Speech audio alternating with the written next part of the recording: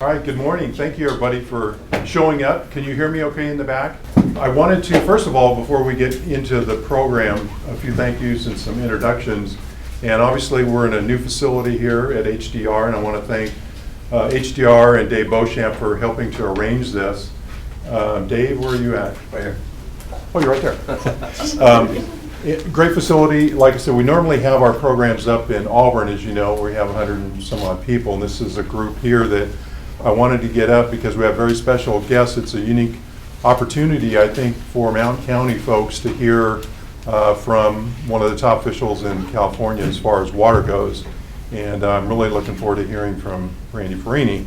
But before we get into that, Dave, why don't you, can you introduce your colleagues that are here? So welcome again, everybody. Glad you could make it here. You found it here. It's a pretty easy location. We've been in this office, I think, for about 12 years, and we have the entire third floor. There's almost 200 engineers, planners, designers, architects, folks, and geotech folks here in this office. A couple of people that are also joining from HDR is Jafar Fashi, if you'll stand up, and Annie Deister over there. And there's Annie. So welcome on the other side. So I think that's it. Wonderful. Yeah, Thank you. thanks, John. Appreciate it. Thank you. And you mentioned Annie. If I can give a little plug to actually one of our Mountain County members, a group from Southern California. It's Urban Water Institute. There are a number of water agencies down south, and we're a member of that organization. They are of us. And Annie Deister, if I can mention, is the executive director. Hopefully I don't get you in trouble for that, which is fantastic because her and I now can work Northern California and Southern California. And in fact, I think when I go down, they have a conference in August that I'm going to be elected to their board of directors, which is wonderful to have Northern California folks on the Southern California board. So I'm looking forward to working with the Annie, so thank you. I have some officials here from Mountain County, some of my board members and ex officios. Could you just, whoever's here, stand so we can kind of count for you? And Mike, why don't you just go ahead and introduce yourself? Okay, I'm Mike Lee, Placer County Water Agency. Barbara Balin, VP of Mountain County. Neil Cochran from Forest Hill Public Utility District. Bill George, ex officio, formerly EID. Good, thank you very much. We also have some county supervisors in attendance that I would like to introduce real quickly. From the County of Calaveras, back in the back, Dennis Mills. And from the County of Tuolumne here in front, Carl Rodeford. Is Liz Peterson here? There she is. Yes, hi. Representing Supervisor Randy Hanfeld from the County of Tuolumne. So thank you very much. And a couple others, we do have some of our elected officials from the county of, or from TUD, Tuolumne Utilities District, Ron Ringen. Say hi, Ron. And a former Mountain County's board member, but also a board member at Amador Water Agency, Art Toy. All right. And I think that's good for the introductions. Before we get into introducing our guest, I did want to mention Department of Water Resources, as you know, they're going through a lot of staffing changes due to retirements, promotions and whatnot. And I mean, it's good, but it's not good. A lot of the people that we worked with are no longer there in that capacity. Give you a few names: Mark Cowan, Bill Croyle, Gary Bardini, Tracy Billingham, Eric Hong, Carmel Brown, Hong Lin, and Kristen Honeycutt. And these names you probably know, at least we know Mountain Counties, we deal with them quite a bit. And a lot of them have retired or moved to other positions. However, there has been one individual that couldn't escape, and I asked him here today. And now he's a chief. Gary Libner, where's Gary at? Right over there. He's the chief of the North Central Region Integrated Water Management. And so I asked Gary if he could show up because he also has some new colleagues that we all need to get to know and work with that actually replace Kristen and Hong Lin. And so I asked Gary if he could just bring them today, introduce them, and pass around cards or whatever, because these are people that we need to know. So Gary? John, thank you very much. Sure. I'd like to echo John's expression of thank you to HDR for hosting this event here, and I'd like to thank John for pulling the program together in the Mountain County's Water Resources and allowing an opportunity to introduce a few DWR participants in our North Central Region office and express gratitude. I've had the pleasure of working with many of the Mountain County Water Resources Association, many of its members and significant contributors. We've had a rich partnership at DWR, and I was lucky enough to be a part of that for over the last 9 years, and we did some great things in terms of the 2013 Mountain Counties Regional Report, just a heavy lift, a wealth of information about the issues about mountain counties and what we need to do to get to regional sustainability and so forth. So I've had the opportunity to partner with your group, the mountain counties, for a long time. Unfortunately, we've been through a feast or famine in California. We had a drought. We obviously had a very wet hydrology recently, so I was pulled for a couple years to lead the drought as the Drought Emergency Response Team Director and help with flood operations and so forth. But after working on 11th floor and executive, I learned a whole lot, but I really wanted to get back to working with the locals. So I was lucky enough to go back to the North Central Region office in West Sacramento as the North Central Region office chief. So I'm back and look forward to working with you all. And as John mentioned, not just my change, there were many changes at DWR. We have a new director. We're very pleased that Mr. Grant Davis has accepted the director position. He actually started yesterday. I was chatting with Grant yesterday a little bit at the department. And there are a lot of changes, as John mentioned, with other staff as well moving on. A lot of those staffs are still with DWR when he mentions Homeland and so forth, but all the good staff with all the good mentoring and partnership we've had have afforded a lot of promotions. So there's a lot of people still with the department you'll see and have worked with in other areas. But your team, as the North Central Region Office Chief, the purview and really what we do is work with the locals to provide local assistance, technical assistance, as well as financial assistance, and share our programs and help shape statewide policy so it's palatable to the locals in the area. And look forward to continuing to work with all of you again. And it's not just me. My team the team is tremendous. There's a couple new players I'd like to introduce. Paul and Amardeep, if you could stand up. Paul Wells in the green shirt there is our regional coordinator in the North Central Region office. And I've been trying to pull Paul in for 4 years, but in the state hiring and Cal HR, it is not easy to do succession planning, but I'm very pleased to share that Paul is aboard in the North Central Region office now as a senior engineer and leads the water supply evaluation section. Will be a big part of our water plan update with IRWM, financial assistance programs, and is a wealth of knowledge. Paul comes from the state board, knows quite a bit about water rights and water management. He also had a long stand at helping shape policy down in New Mexico as well. So Paul Wells, welcome aboard. Thank you again for joining the North Central Region office, and I'm sure you look forward to working with the group as well. Amardeep Singh, pleased as punch. I've worked with Amardeep for 20 or 25 years now. And Amardeep is the Regional Planning Coordination Branch Chief in the North Central Region office. So many of you remember Pierre Stevens. He held that chair. That was also my chair before being promoted. And Amardeep, we worked together on the drought. We worked together with water quality, water management. He has a lot of history with flood management, just across the wide spectrum of water management issues as well. So very pleased to introduce Amardeep Singh. And myself, Paul, and Amardeep, we put cards in the back, and please call upon us. We are your local assistants with DWR in our areas, about 27 counties in the North Central California area, kind of from Bay Area to the Buttes, down to San Joaquin, and then all the way on the eastern slope over to Sierra, Placer County, El Dorado County, and so forth. So look forward to continuing to work with everyone again, and I can't thank you enough, John, for the opportunity to introduce our team, and great to chat again with everyone and catch up. Great, thank you, Gary. Thank you. And thank you for joining us. Don't get out without getting one of their cards. These are the people we need to work with DWR. All right, now while we're all here, as most of you know, the Delta Stewardship Council was created out of a package of legislation in 2009. And you might be wondering, how does that really affect us? I didn't bring my pointer. I want to thank Jeff Meyer from ECOR. He put this together yesterday, I think. Finally, we got it out.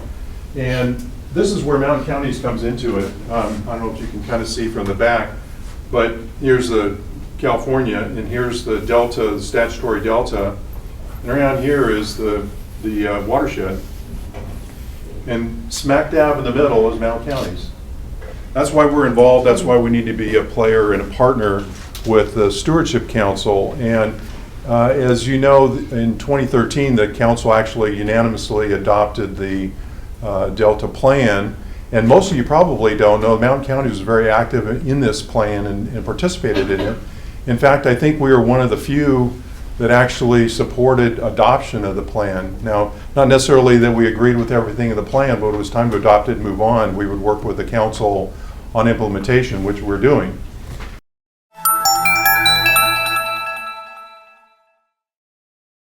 We have his bio in the back, but a couple of things that I wanted to talk about that's not in his bio, just to kind of show you there's a lot to say about his leadership and why he's now chair of the Stewardship Council.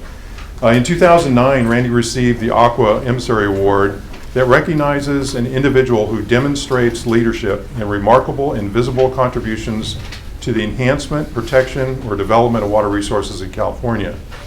And when Randy was vice president of Aqua, which you probably know, and they came out with that No Time to Waste, the blueprint for California, Randy stated in there, he says, our hope is that the Aqua blueprint will help frame the discussion and decision-making required to provide all Californians with adequate, reliable supplies of high-quality water, a healthy environment, and a strong economy for decades to come. So it sounds pretty good to me. And it probably sounds good to everybody in this room. And I think it says a lot about his leadership and, again, why he's chair. And I also want to say he's really no stranger to Mountain Counties. He's been up here a couple times. I've picked him up in Placerville for a program, and we had a program years ago over in Auburn and picked him up. So I'm delighted that he's back, and so it's really my pleasure and an honor today to introduce the chair of the Delta Stewardship Council, Randy Fiorini.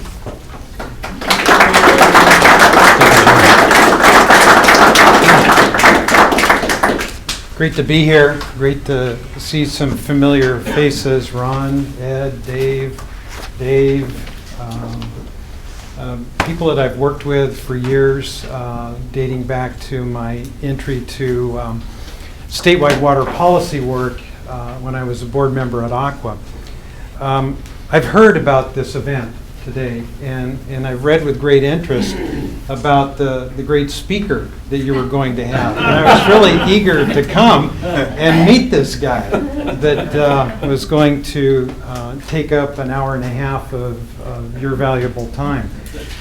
I found out later on that it was me, and so I'm under a lot of pressure now to deliver. John somehow came across a YouTube video of a presentation I made to a group of realtors in Turlock about 10 years ago. And they were interested in learning more about what is the current state of affairs with water policy and how does that impact our area. And so I spent some time and reviewed the history of water development in California dating back to the gold rush and brought them up to date. And at that time, the Delta Stewardship Council, I don't think had been formed yet, or it may have just been formed.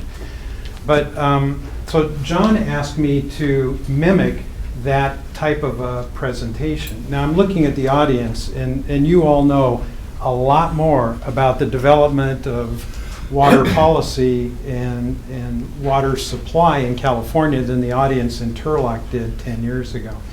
But I think it's helpful to just remind us how far we have come.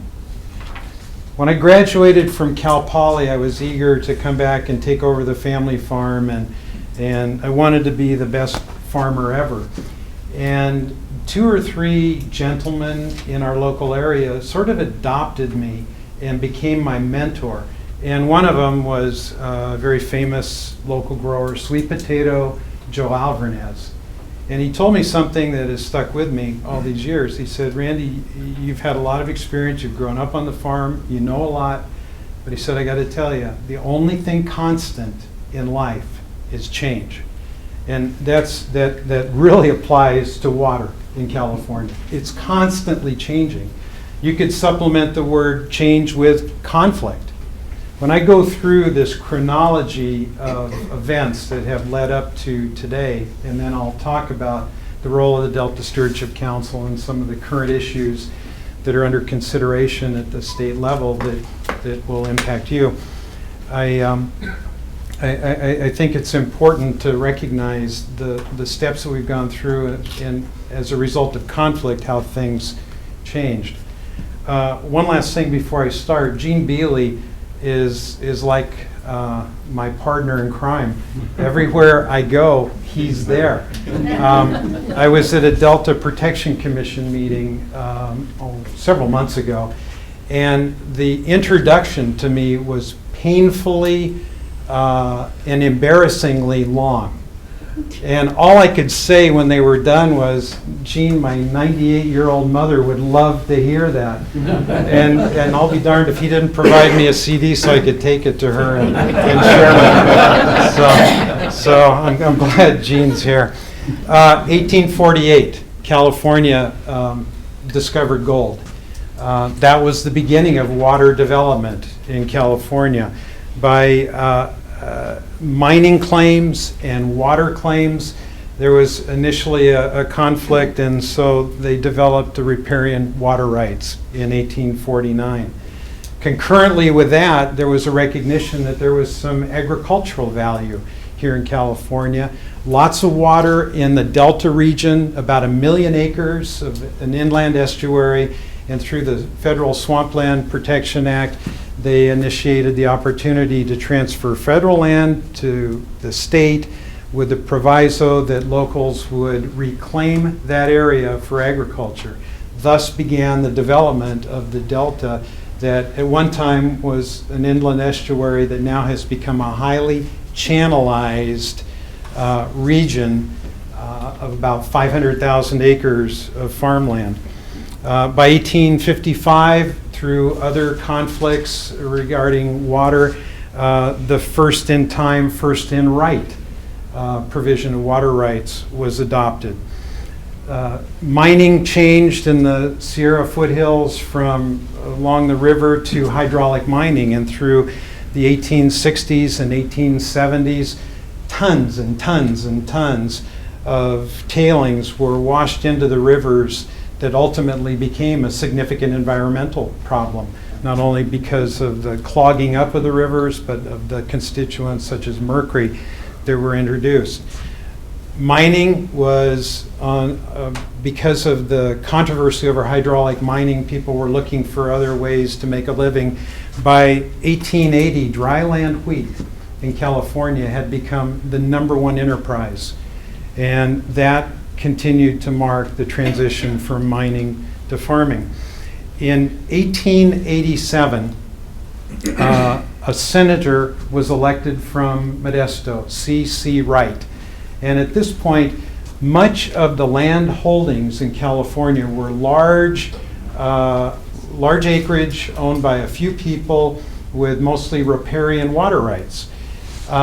C.C. Wright was elected to the Senate for a single purpose, and that was to go to the legislature and adopt the Irrigation Act that would allow locals to organize and around water rights and provide water to smaller growers.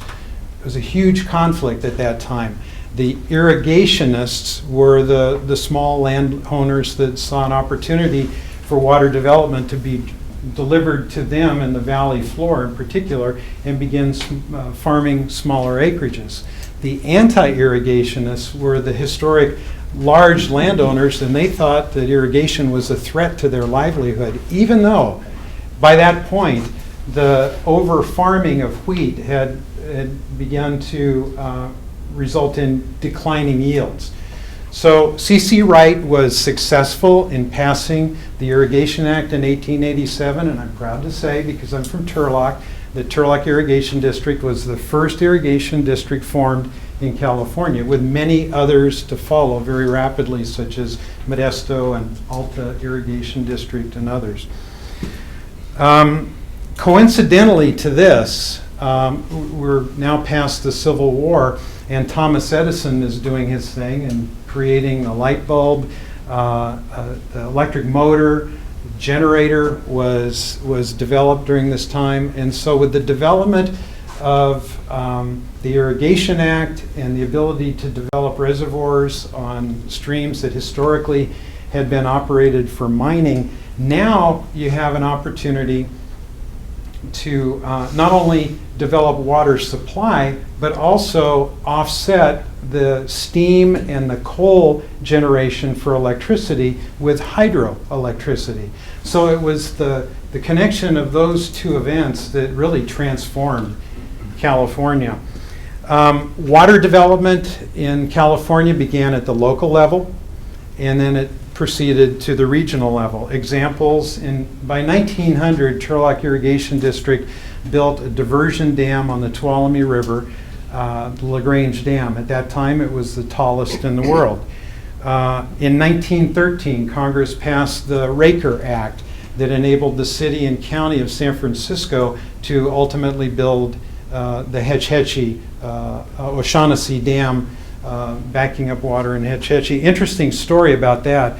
The engineer for Turlock Irrigation District was a former Army Corps of Engineer general who was hired by Turlock to investigate storage opportunities on the Tuolumne River.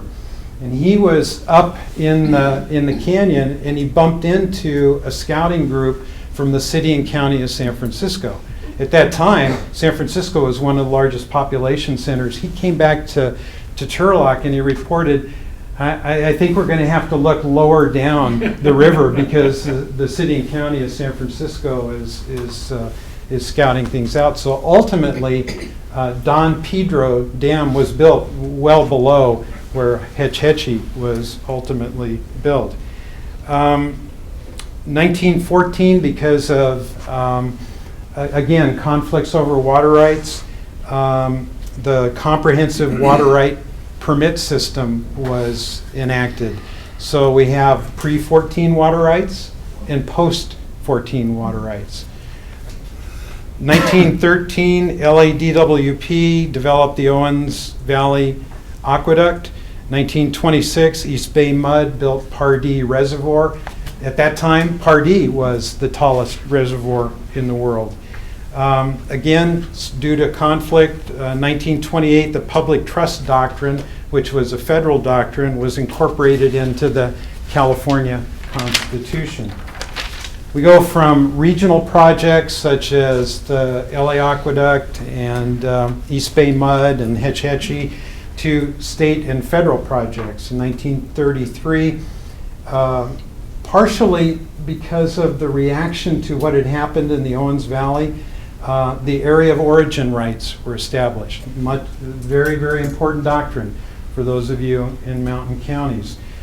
Shortly after that, the Central Valley Project was approved. Progress began with the Contra Costa Canal, later Shasta, Folsom, New Melones, Millerton, all became part of the federal project. And then the State Water Project was brought online in 1960. That essentially ended what I call the engineering era of water, and we transitioned into what I call the environmental era.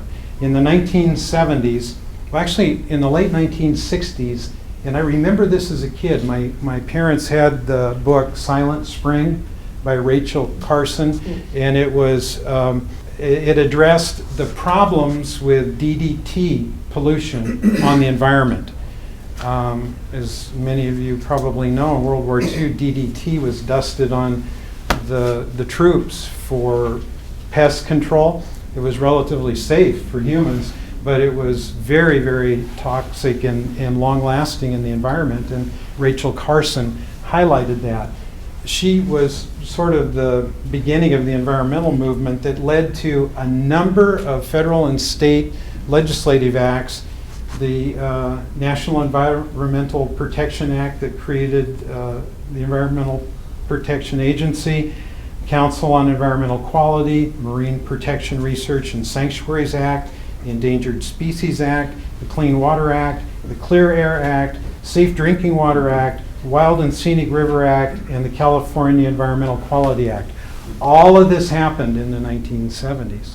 And as I've told many people, it's not a coincidence that there hasn't been a large state or federal project since that time. Again, conflict and change. The last major reservoir to be completed was New Maloney's. It was brought online, I think, in 1978, but it actually began before this large environmental movement. Since then, the action has been at the local and the regional level. Two examples: Los Vaqueros Reservoir in Contra Costa County, a locally led, developed, and built project. Diamond Valley Reservoir in Southern California, major project down there. Again, it was locally driven and funded. Since the New Maloney's was brought online, we've added about 4 million acre feet, or about 10% of total statewide storage, but it's been exclusively local and state projects that have accounted for that 4 million acre feet.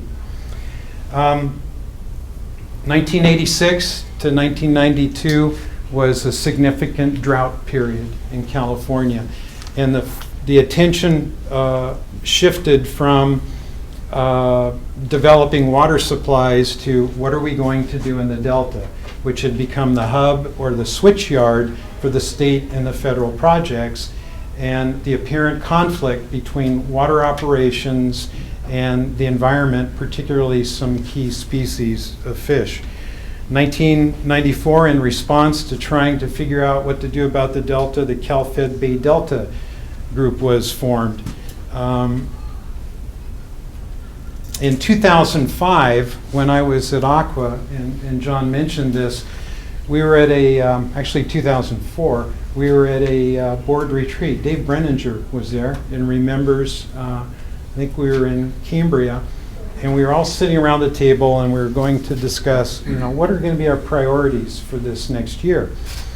And the question came up, we spend so much Aqua energy responding to others' bad ideas or misguided ideas. We're the experts. Why aren't we setting the agenda? And that question led to an assignment. They told me, okay, you think you got a good question, why don't you help develop the answer? And so we developed a team of 25 representatives. We took a year and we developed a Blueprint for California Water, No Time to Waste, with 10 recommendations. One of the interesting things was the one issue that we could not agree upon. I mean, we agreed on the need for more storage, conservation, addressing climate change. The one thing we couldn't agree on was what to do about Delta conveyance. And so we punted. We recommended that in the blueprint, we recommended that the governor appoint a Blue Ribbon task force to look into how to solve the conveyance conundrum in the Delta. Governor Schwarzenegger responded. I mean, it's pretty cool, isn't it? That you can write a report as a statewide association and actually get the governor of the state of California to pay attention and to enact something that you've recommended. He appointed the Blue Ribbon Task Force, chaired by Phil Eisenberg, and 2 years later, they provided a series of recommendations. This is where dual conveyance came from, about improving through Delta conveyance and developing an isolated facility. They also recommended the need for a new governance approach to deal with Delta issues. That report was issued in 2008, a year later, after 2 previous failed attempts in special session. The legislature came together in November of 2009 and adopted a package of 5 bills known as the Delta Reform Act. One of them was a large water bond. There was some groundwater monitoring requirements, but they also recommended the formation of the Delta Stewardship Council and the Delta Conservancy. Well, I was still with Aqua at the time, and I remember the statewide hearing after the Blue Ribbon Task Force, and I sat before this group of cabinet secretaries, and I told them, you know, there's over 200 state, federal, local agencies responsible for managing water and resources in the Delta. I don't think we need another agency. I said that. Ultimately, the Delta Stewardship Council was adopted, and I got a call from the governor's office in late 2009 asking if I would be willing to be one of the 4 representatives, gubernatorial representatives. And I had to think long and hard about that because it was an intimidating invitation. And I knew that there was going to be a lot of science involved. Initially, I said, I don't think I'm the right person for that. I guess word got out, and people like Dave Brenninger called me and said, "Hey, we heard you got an invitation to serve. We think this is a really good opportunity. You ought to think about it." So ultimately I agreed, and it really was one of the best decisions I ever made. We convened the Delta Stewardship Council on April Fool's Day 2010, and it's been a great ride ever since. We spent the first 3 years doing what the legislature told us to do, to develop a comprehensive long-term management plan for the Delta to achieve the co-equal goals of a more reliable water supply for California and a healthy, restored ecosystem in the Delta, keeping in mind that the Delta is an evolving place where people live, work, and recreate. Pretty simple, huh? It's almost impossible. But we spent 3 years and we developed the Delta Plan that consists of 73 recommendations and 14 regulatory policies. Within 30 days of adopting that in May of 2013, 27 entities sued us. About half of them complained that we had exercised authority beyond what we had been given, and the other approximately half argued the opposite. So for many, they thought, well, you've hit a pretty good middle, but you know, it's in the courts, and we're working our way through that. The good news is the lawsuits have not impacted our ability to implement the Delta Plan at all. And part of the reason is about half of the people that are suing us like half of the things in the Delta Plan, and the other half like the other half, and so we continue to try and implement the recommendations and carry out the policies that we have set. I'll get back to the Delta Plan. We also adopted the Delta Science Plan. At the Delta Stewardship Council, we housed a carryover from the CalFed days, the Delta Science Program. And the Delta Science Program it makes up about, personnel-wise, about a third of our agency, which is about 60 people. About 25 are scientists of multiple disciplines who are not out in the field doing the science, but they're collecting the data, synthesizing the data, preparing reports, hosting seminars and workshops, brown bag discussions to provide best available science in a form that decision makers can use. So that's a very important role for the Stewardship Council to place. Finishing up on the timeline, 2015, BDCP, which we were told in statute, if it were to be permitted, shall be included in the Delta Plan.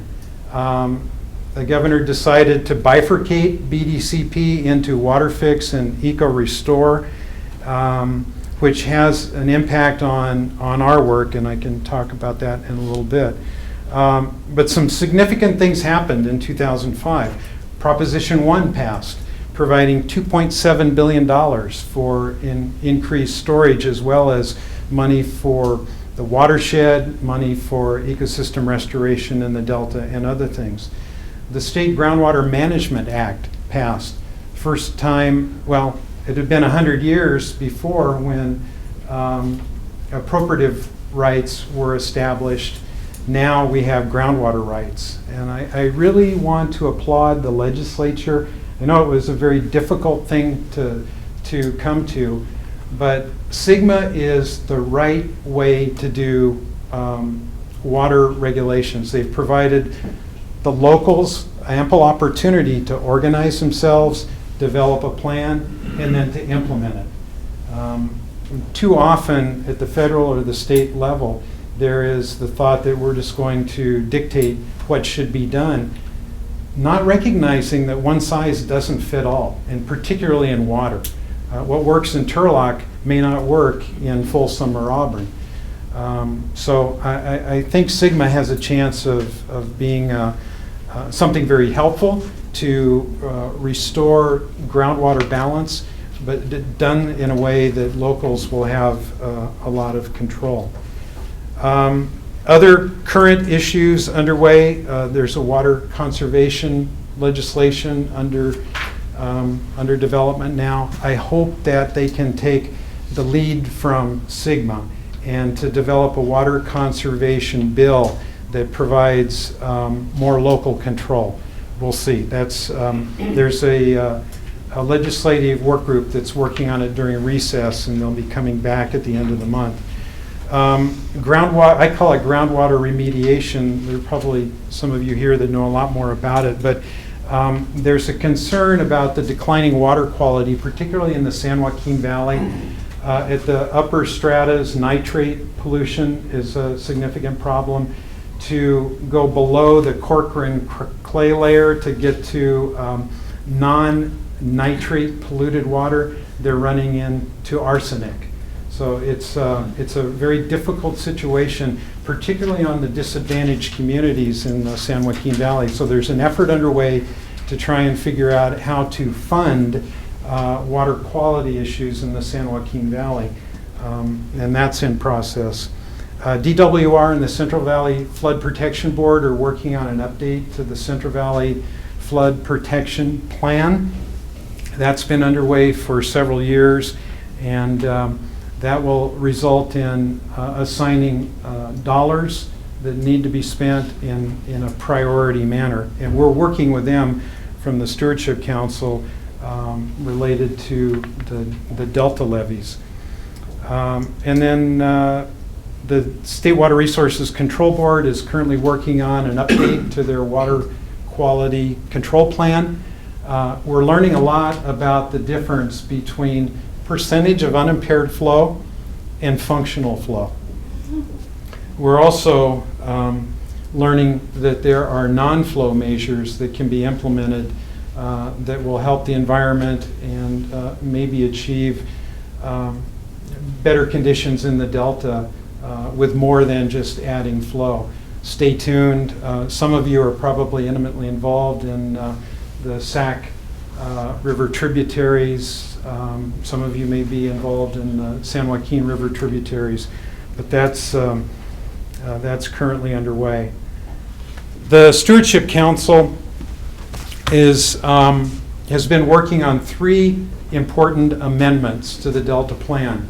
The legislature told us to develop a priority investment plan for state investments in Delta levees. We've been working on this for about 4 years, lots of public meetings, some controversy, because when you determine how to prioritize spending, there's winners and losers. When you're developing where to spend the money, everybody kind of gets along, yeah. But once you start prioritizing, that's when things get a little rough. To help us, we enlisted the help of the RAND Corporation to develop what we call a decision support tool. And for the first time ever, the 1,100 miles of Delta levees, about a third of those are project levees, federal project levees, and about 2/3 are private levees. We have developed a database of the conditions of every levee around the multiple islands in the Delta, so that we have a sense of what is needed to bring those up to a certain standard. And we've also done an evaluation of the value of assets that are protected by those levies. And so we've taken a risk management approach to determining the value of the assets, the condition of the levies, and then determined the very high priority, and other priority. This approach was adopted by the council in March of this year. And it is, along with a couple other packages, going through the CEQA process soon. A couple other controversial things that are included in the levy investment strategy work. There is a requirement for receiving state subvention funds to reimburse locals for levy improvements, that they have to put in $1,000 a mile before they begin receiving state assistance, which can be up to 75% of the cost. That has been in place since the mid-1980s, and so we've recommended an increase in the deductible. And then, let's see, what was the third item?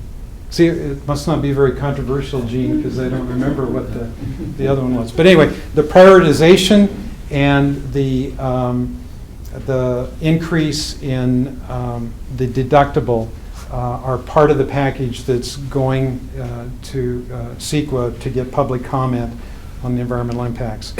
Our most controversial project for the last 2 years, since BDCP was bifurcated into water fix, we have at the Delta Stewardship Council what's called a covered action authority. Any project that occurs in the Delta must conform with the 14 regulations that are in the Delta plan. Things like the project must be based on best available science. It must have an adequately developed and funded adaptive management program. It must avoid doing harm to the high value restoration areas and things like that. Well, initially BDCP was directed to become a part of the Delta plan, but when they shifted to water fix, it became a project subject to our covered action authority. The legislature had told us to promote options for conveyance, storage, and operations. And we had done that for storage and to some degree operations, but we had elected not to voice much of an opinion about conveyance, because if water fix was coming to us, then there really wasn't much to talk about. But when water fix became the conveyance solution, we began working on doing what the legislature told us to do, promote options. We began by developing 18 principles that were outcome related, so that any new conveyance in the Delta should avoid reverse flows, should eliminate entrainment of fish at the pumps, and things like that. Gene's been to each of the meetings where we discussed the conveyance, storage, and operations amendments. Storage didn't get much action from public comment. Operations really didn't get much action, but there was a very, very pronounced focus on stop the tunnels. We're not promoting a project. We're promoting dual conveyance as a solution in keeping with the Blue Ribbon Task Force report of almost 10 years ago. The recommendations that we have made include improved through Delta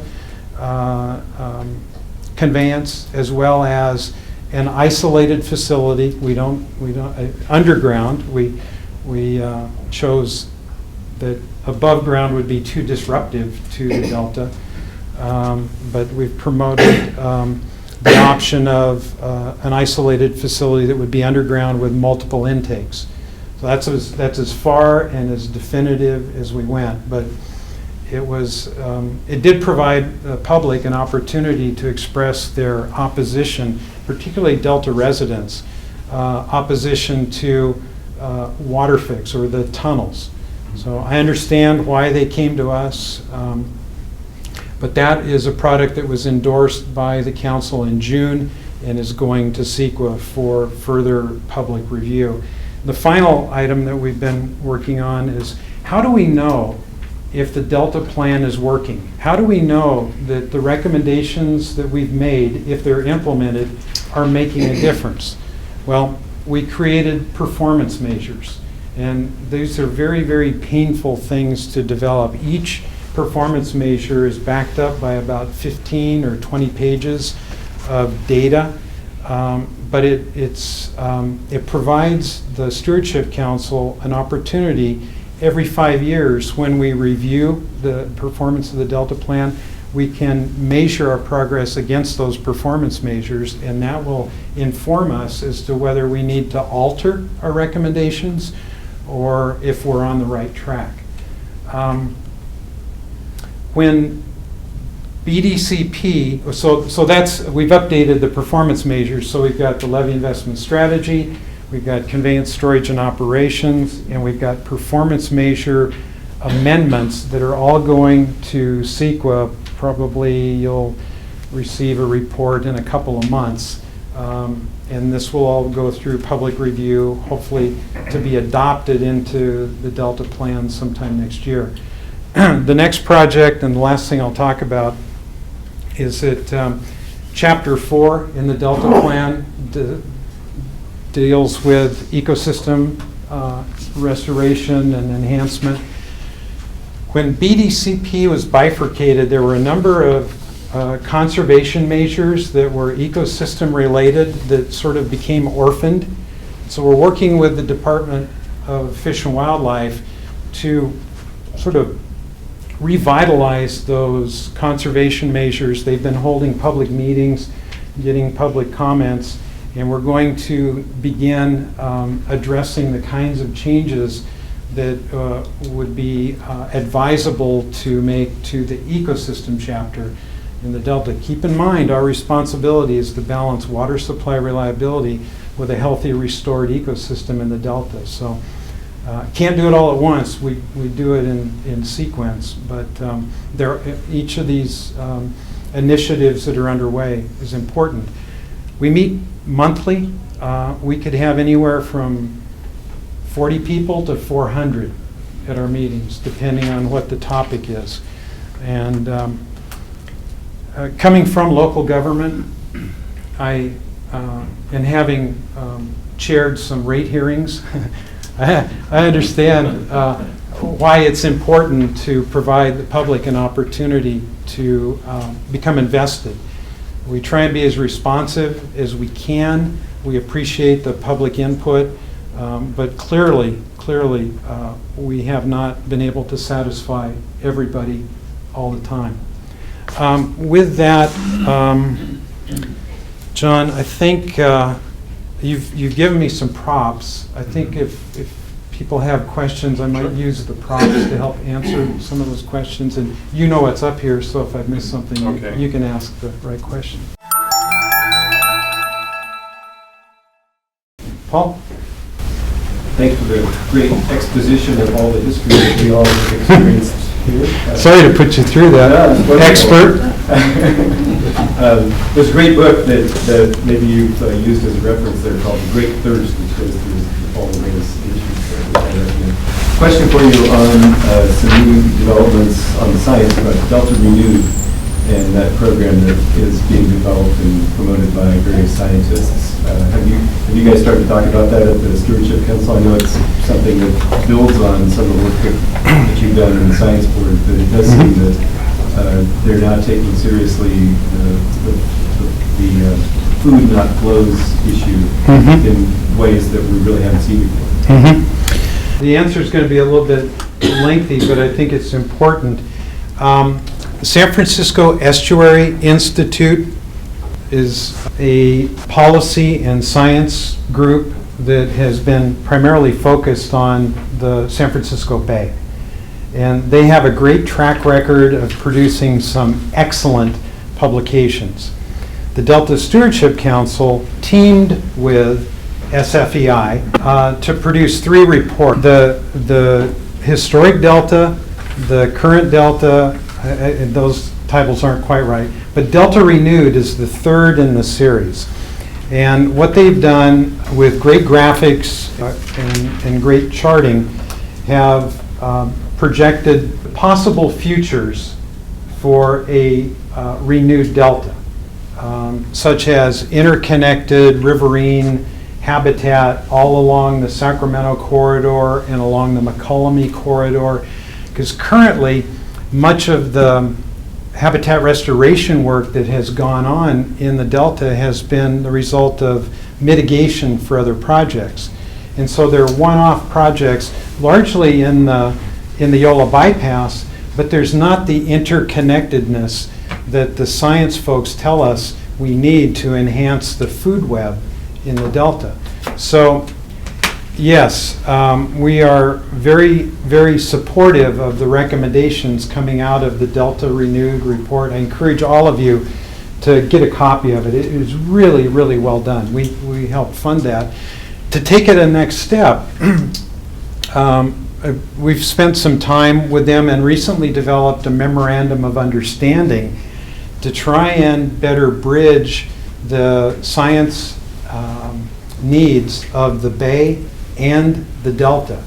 And our vision, and hopefully it'll happen before I go, is to not only link the Bay with the Delta, but to link the watershed. Because as I learned early on, water quality begins in the watershed, right? You all taught me that. So the SFEI Delta Renewed report offers some very enlightening ideas about the ways to restore habitat in the Delta and particularly to provide more food. So thanks for the question. Yes. Barbara Balin, Tuolumne Utilities District, and also Mountain Counties. This is really enlightening conversation. When we look at unimpaired flow, and I live up in the watershed between the Tuolumne River and the Stanislaus River, and I see it as a system, okay? So, and water quality is a part of that. So I was interested when you talk about unimpaired flow as different from functional flow. What did you mean by non-flow measures? Could you give some examples? Yeah. With the channelized system that we have in the tributaries and all the way through the Delta, the historic water-land connection that was a big part of the food web has been pretty much destroyed. And so there is, on the Tuolumne River, the Stanislaus River, where you're from, there are opportunities to inundate the floodplain in key areas to allow the fish an opportunity to rear and to grow and hopefully have a better survival rate as they wind their way through the Delta. Predation has been a huge problem. That's a non-flow issue.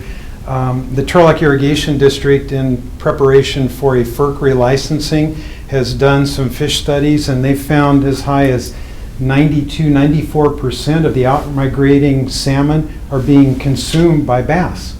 So there's an opportunity for a non-flow measure to, I don't know what would be done, but there's a possibility of improving survivability for salmon on the tributaries. Things like that. Water temperature is another issue. Spawning grounds. The Merced River is just torn up due to old mining activity. They've got a reach of about 6 miles that could be reclaimed with stream bed restoration to enhance the spawning. And then the Merced's another good example. There is a fish hatchery on the Merced that I don't think it's been updated since Franklin Roosevelt was president. It's in need of some modernization. So flow's important, but by itself, flow's not going to get us where many people want to be. Thank you. Dave, make it easy, please. Dave Brenninger, a longtime supporter of Randy, and I recall going to your house, in fact, to make sure we had a nice candid conversation of the importance of that with which you developed into appreciate your leadership. I think it's important also to mention from Aqua, the one who helped set things in motion is no longer with us, Steve Hall, our longtime executive director, and of course Tim has come along after. And a lot of people are, of course, involved in the various plans, and many of them are here in the room as well. Two areas, one of them I just comment, the levies, the other one operations. I'm really pleased to see the levy investment program plan prioritization. I see Ed Horton shaking his head yes. I recall going to those early CalFed and all the other names we've had, trying to bring up what we thought was a natural reality, because in our minds, the Department of Water Resources does a couple of things. It helps with, like Safeco here in Sacramento, on levee integrity for floodwaters, keep the water where it's supposed to be and off other locations. And then at the same time, we would meet with DWR folks with water, and they had almost like no clue about real levees. In fact, for too long, the comments would be to justify some of the Delta conveyance was there's going to be this terrible earthquake, and all the levees are going to fall down, and boy, we got to make sure we have these tunnels so we protect the exporters. The rest of us are saying, you guys don't have a clue. Those same conveyance systems, number one conveyance, will always need to be there for flood protection. I don't want to draw this out. But I'm beginning to feel, and I have a feeling, that there is not at least pulling what were like the opposite end of magnets that should be together were like the same polarized ends and would never get together. I remember going to several meetings in Rio Vista, and the meetings there trying to bring some common sense to the importance of levees. Always going to need them. There's going to be times of a lot of water. There's going to be times of shortages, which takes me over to ops. I think the key thing many of us have worried about over the years, whether it's above ground, underground, or a dual conveyance, is whose authority is really going to be deciding when, during times of drought, not during times of plenty, who decides when it is to be exported, when it's to go through the Delta, continue on out to the ocean, and when the rest of us don't have to become the lambs who are slaughtered by having to have imposed by a state water board restrictions on water use that are onerous to us because it looks like it only assures water deliveries through someone else's conveyance elsewhere. I think that's going to be, and continue to be, the big conundrum, is how to bring common sense, reason, and some authority to the operations, regardless of above ground, below ground, continue, more storage, this, that, and the kitchen sink. It has to do with the times of shortage, who gains and who loses. And people in the Delta feel like they're always losing. So we need to help fortify that. Levee integrity, I think, is very important for level of assurance in the Delta that their sense of place isn't going to be lost simply because something has occurred, whether with climate change or earthquake. That's really important. I think that's got to be the backbone of it, is levee integrity and then operational controls. Yeah, we're really at a tipping point, and you've touched on a number of key issues. I think there's one of the underlying fears in the Delta regarding the tunnels is that if the tunnels are ultimately built and provide an alternative for conveyance, they fear that the state interest in Delta levees will become less, and that they'll be forced to fund more of their own maintenance and improvements, which really it would be very difficult. And some of the price tags on some of these islands for bringing the levees up to an important standard exceed the value of the assets that the levees protect. So they need some state help, as do levees in other parts of the state as well. So that's an underlying fear. There's also an underlying fear, as you've alluded to, that in times of drought, if the tunnels are in place, who's going to regulate how much water, if any, is transferred through those tunnels, shorting the flow through the Delta? And you know, we can, the appropriate agencies, if this ever gets permitted, will have the operational criteria that should establish safe operating parameters. but it comes down to trust. And people don't trust government. I'm part of that. They don't trust that a project of that size will be operated in critical times the way it needs to be to protect the Delta. I don't know how you deal with the trust issue. I don't. You can deal with the mitigation for construction impacts, and there will be many, and that's going to be part of the permitting process. But the work that we've done establishing recommendations for conveyance, storage, and operations, I think is really important.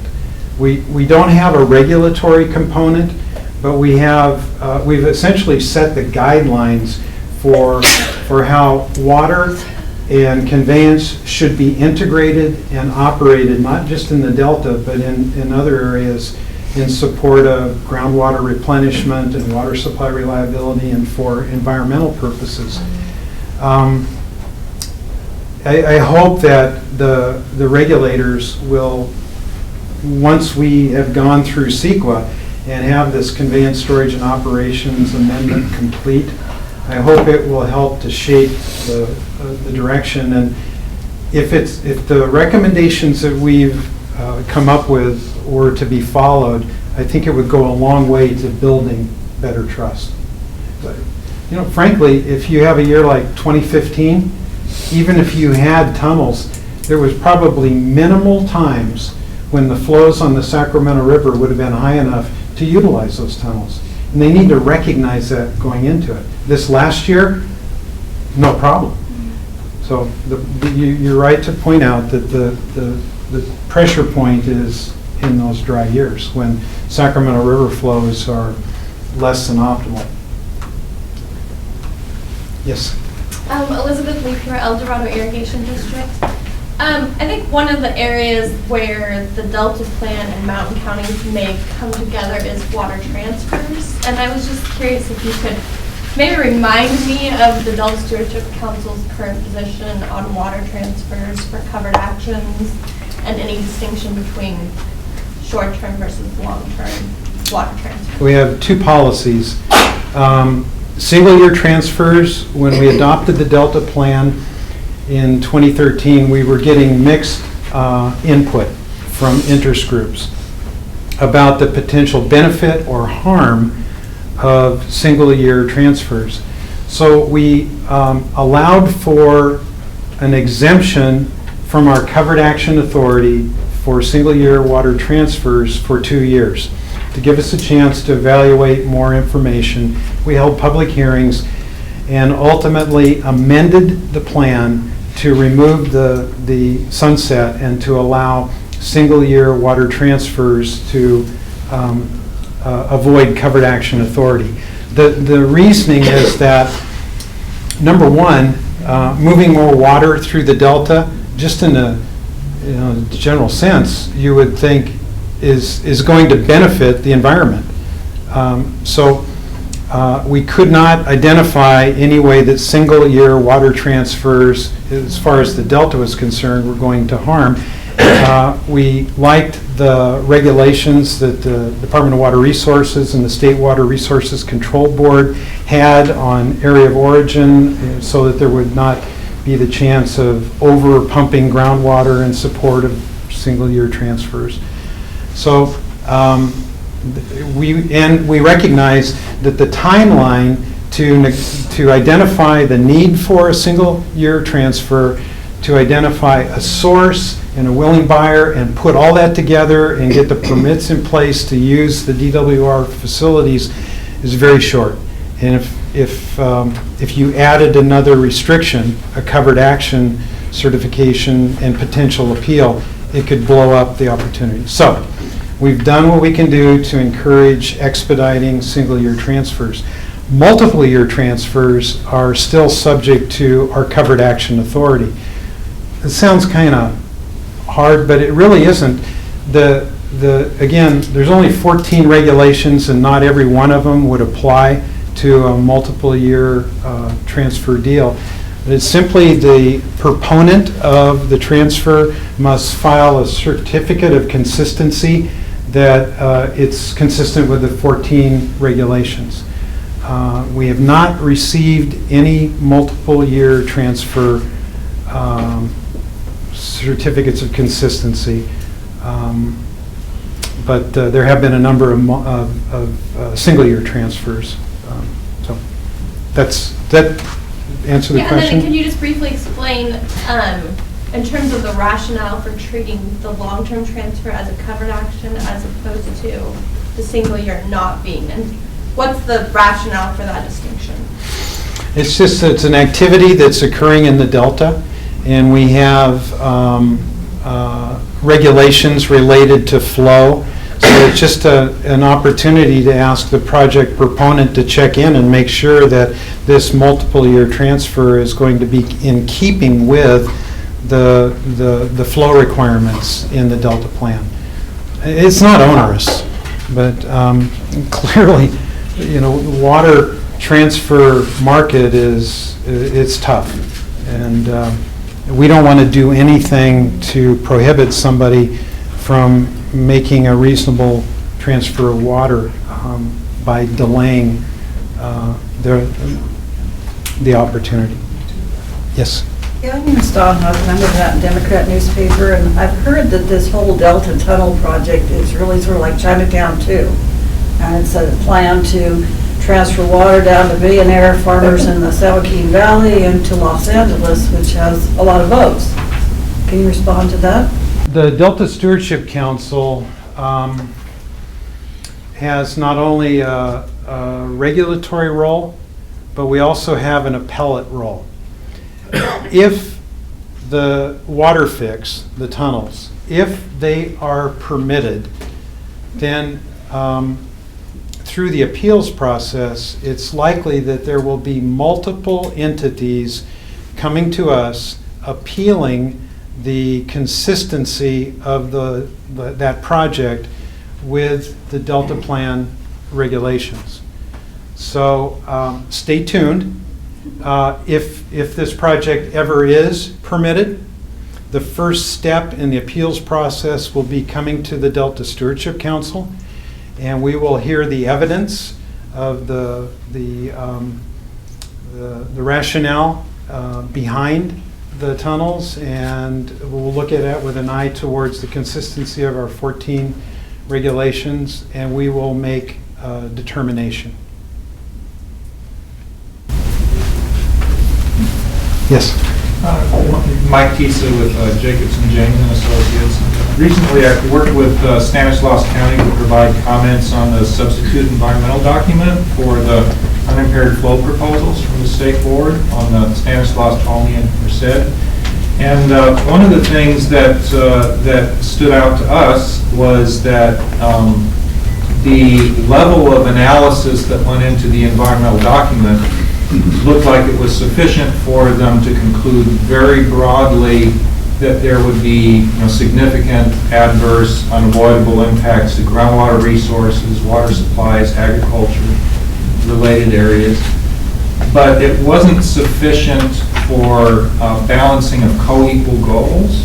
And what I mean by that is that it's difficult to do a broad analysis and then put it alongside a very lengthy, specific analysis regarding biology and flows to look at the ecological impacts or benefits of the unimpaired flow, and then support a public process in a way that works for people to conclude that you're really balancing something that's co-equal. It just looked like it was tilted, had that appearance. And I guess my question is, with the level of study that has gone into delta flows and ecology, how do you balance that with water supply as you go upstream? How much do you need to do to really support a sound public process to balance co-equal goals, and when do you know that you're done with that? Mm-hmm. That's a good question.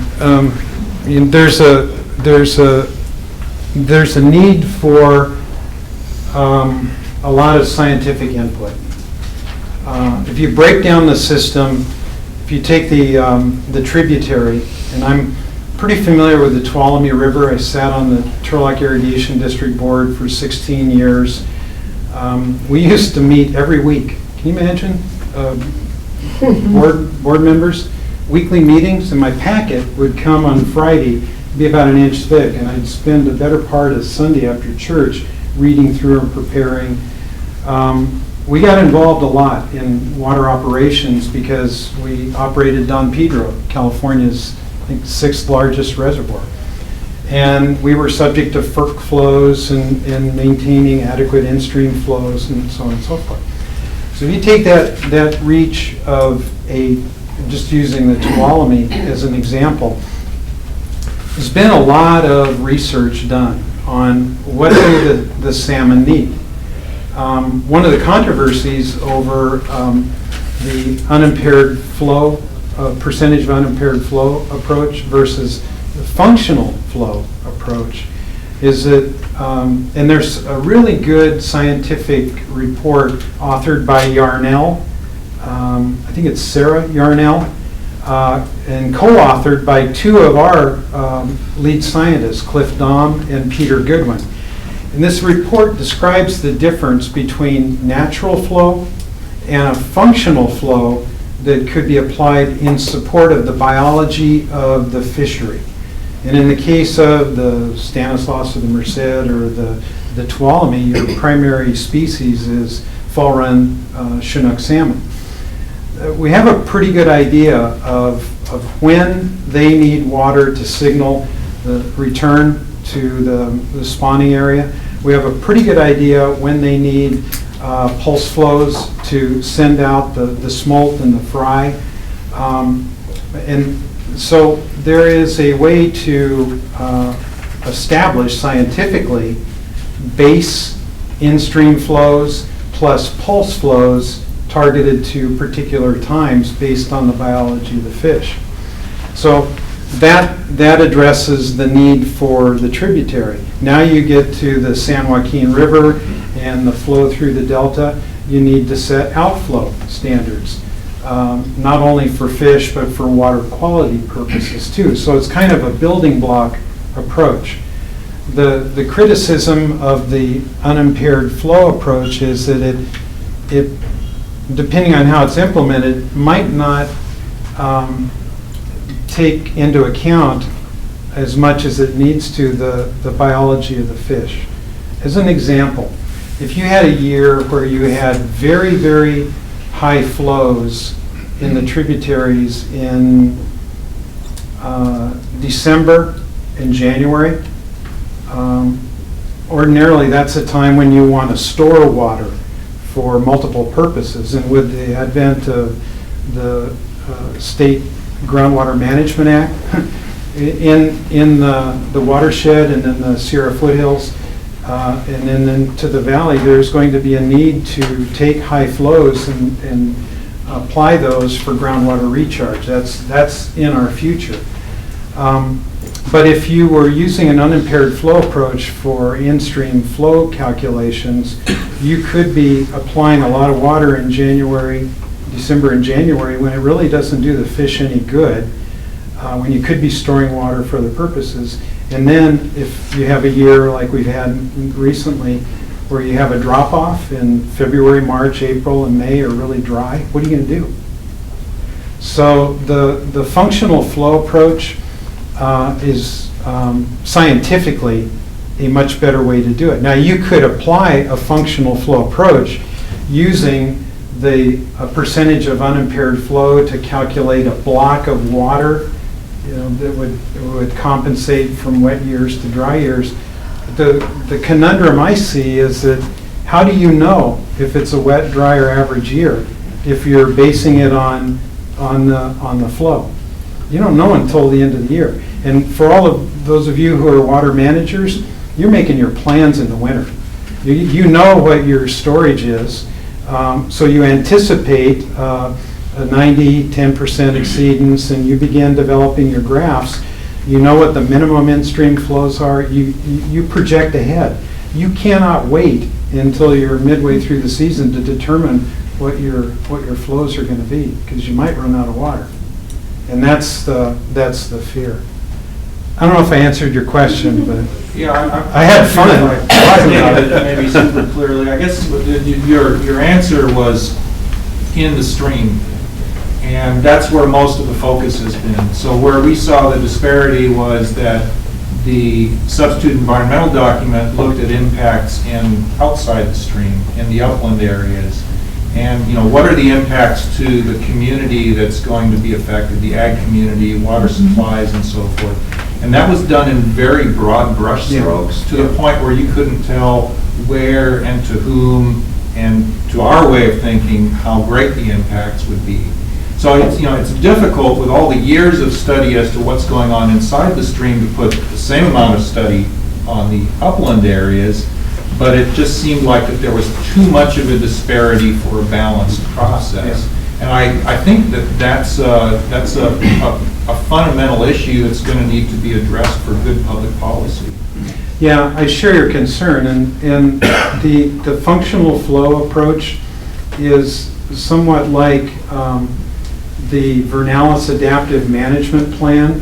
It was an experiment that was conducted in the San Joaquin tributaries for roughly about 12 years, and it built upon the FERC minimum in-stream flows with a pulse flow of 2 weeks in May and a 1 week flow in November.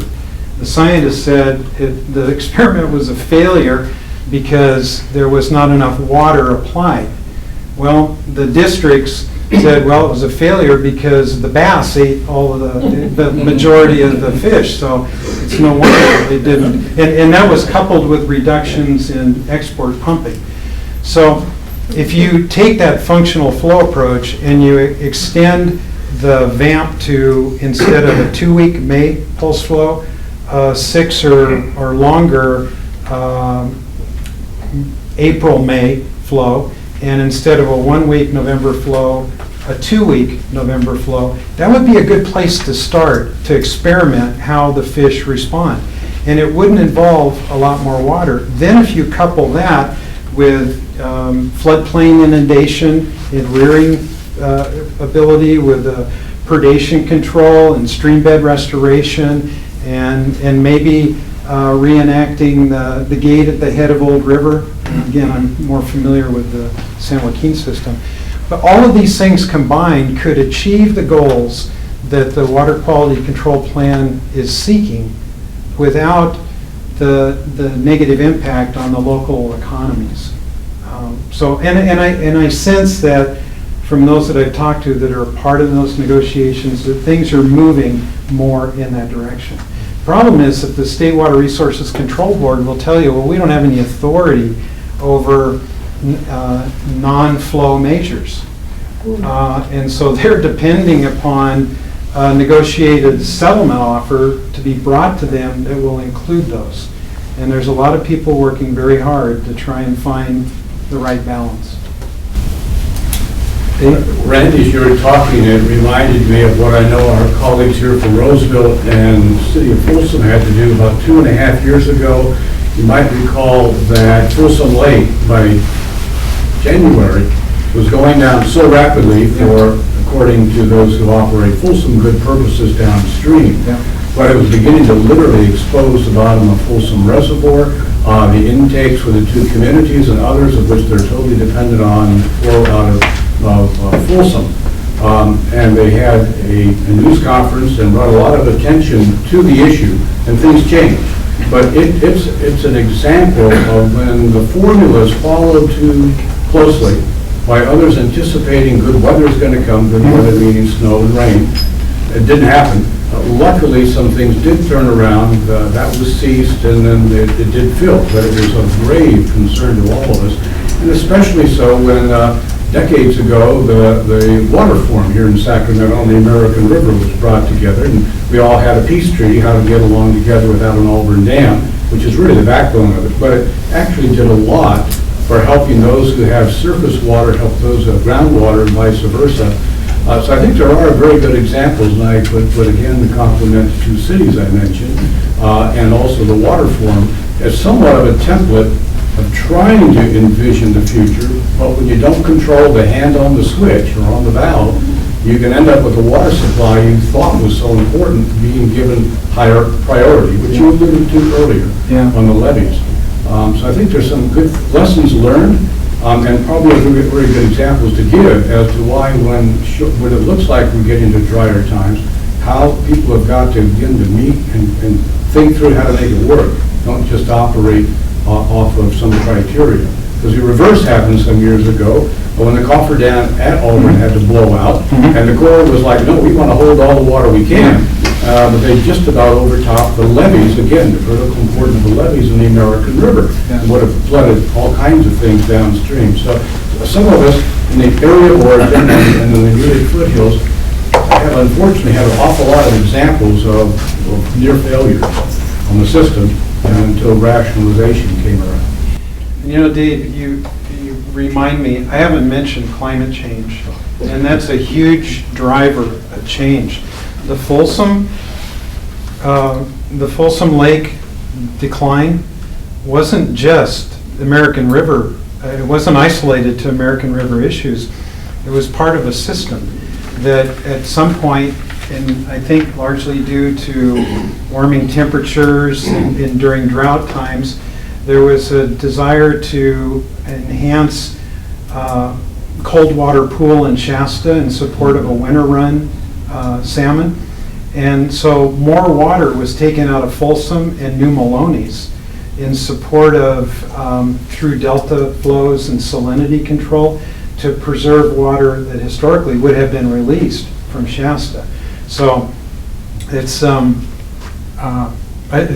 that's an example of why we need more storage. If and our agency is not promoting any projects, but I can tell you an outcome of building sites would be that you could park a lot of water that you couldn't save in Shasta to be released for environmental purposes, to take some of the stress off of Folsom and New Melones that historically, at least in the last few years, have been used to help preserve that cold water pool in Shasta. If I ever design a bumper sticker for the Delta, it's going to say, "The Delta, it's complicated." Thank you for your leadership in many years, and the fact that you're grounded in local government, and that is such a key part of, I think, really in our advocacy and trying to get things, get some flexibility, get options that we can carry forward. So I appreciate that so much. Randy, just briefly, as you see it, your relationship, the council's relationship, and the plan's relationship to the Delta's watershed and this area, the Mountain Counties area, the Sierra Nevada, kind of where you might see some of the opportunities that you pondered over your career at the council, and things that, where we could maybe see some new investment, maybe some new efforts that could be jointly beneficial to our communities upstream and to the Delta as well. I was always kind of thought that when the plan, when the law was adopted, the Reform Act and all, it would have been great if we had an extra leg on that stool that would have been even more cemented that the importance of the Delta's watershed, the upstream areas, is part of the effort of the council on that. But I know you recognize that, and just any ideas you have on where we're going with that. Yeah, I really have to depend on you, Dave, and John, and others to provide some suggestions about how we can better engage. We've promoted improving Sierra Meadows for water retention, forestry management to improve water quality and runoff. Additional storage is something that we've advocated. One of the recommendations in the Delta Plan was to do a survey of all water agencies. Our thought was that without state or federal assistance, there are probably a number of local agencies in the watershed who have on the books ideas or projects that potentially would be beneficial, but just not quite cost effective enough to do on their own. And so our recommendation resulted in a joint effort between DWR and Aqua to do a survey, and I think they got 80 or 90 responses back about potential projects. The Sugar Pine Reservoir, we found out through this survey that when it was built, the gates were sitting there and had never been installed, and it was a cost issue.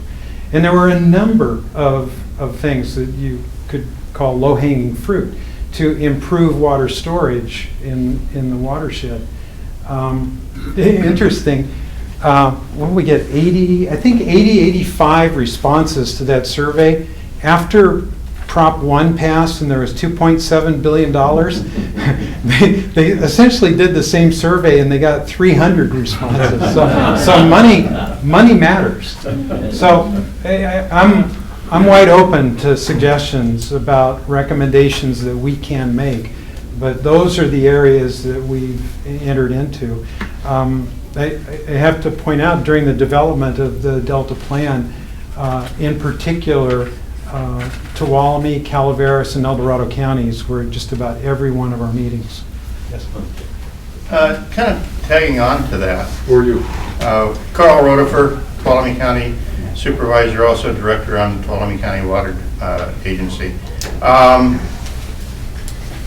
One of the problems that we have is that, and it's common in the entire Mountain Counties area, while we're maybe 80% of the watershed for the state of California, about 80% of that watershed in our county is in federal hands.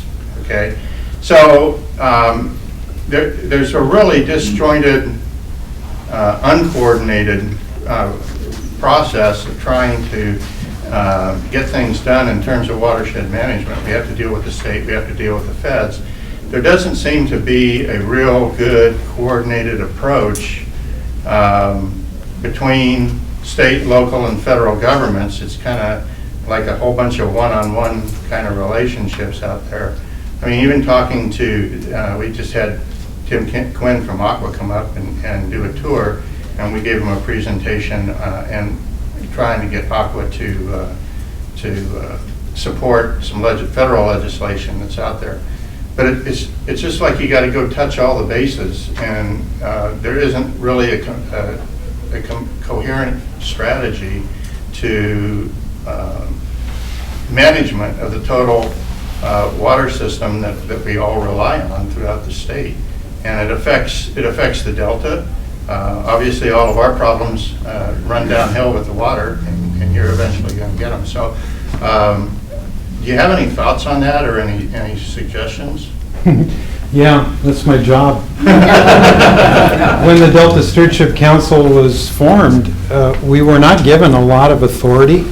Our primary mission is to coordinate the activities of local, state, and federal agencies that have the authority or the responsibility to do things. And our focus is legitimately mostly in the Delta, but the improved water supply reliability component of the co-equal goals takes us upstream and into the export areas. So we have meetings every 6 months with 15 state and federal agency leaders. And we try and set up an agenda that will attract the federal agencies, because they're not required through legislation to be a part of this, but we try and create an agenda that will be of interest to them. And so that's one opportunity to better coordinate state and federal activities related to the co-equal goals. Most of our discussions around that table have focused on science and habitat restoration in the Delta, because those are two areas that there's pretty much unanimous agreement. But you get too far off onto other issues, and if there's any dissension or disagreement, it's really hard to pull agencies out of their particular area of responsibility and cross over with others. We've had a lot of success at the science level. And one of the things that came out of this, we call it the Delta Plan Interagency Implementation Committee. One of the things we did early on was to ask the question, what are the gaps in science that we need to fill to better inform decision makers? And each of the 15 agencies agreed to appoint one high-level science policy person to become part of the committee to evaluate what we were recommending, a list of 300 near-term, high-impact science actions. In about 6 months, they distilled that list of 300 down to 10 and brought it back to the DPIC, which it was then approved, and that has become the foundation of at least the interaction at the science level of the state and the federal agencies. After the recommendations for these 10 actions was adopted, the group said, look, we don't have an opportunity to engage with our brethren across agency lines anywhere else. We want to continue to meet. And they have continued to meet to make sure that their recommendations were followed through. So that's an example of a way that the Delta Stewardship Council has identified to try and bring multiple agencies of multiple disciplines together around particular issues. Along those lines, I'd like to say that the co-equal goals are a lot different. They look a little bit differently in the mountain communities. Everybody likes one of them. Yes.